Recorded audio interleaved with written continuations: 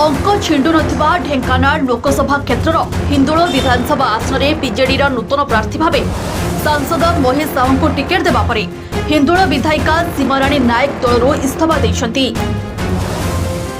BJD supremo तथा दल सभापति नवीन पट्टनायक को से निजर इस्तीफा पत्र प्रदान करिसेंती एवं इस्तीफा देवा पर से तांकर प्रतिक्रिया रखिछंती।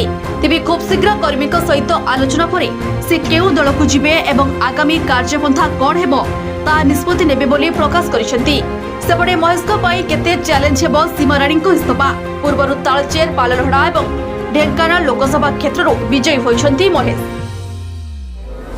निश्चित भाव ये माननीय मुख्यमंत्री को धन्यवाद दूची मत 10 वर्ष दल में सुजोग देते जनसाधारण काम करने किंतु लोक मान जनसाधारण को साथ रही हिंदोल बहुत काम आशीर्वाद रू ही करी मिछ कहबी माननीय मुख्यमंत्री मत बहुत भल पाती किंतु मो जो अन्याय है जो अविचार है से दल छाड़ी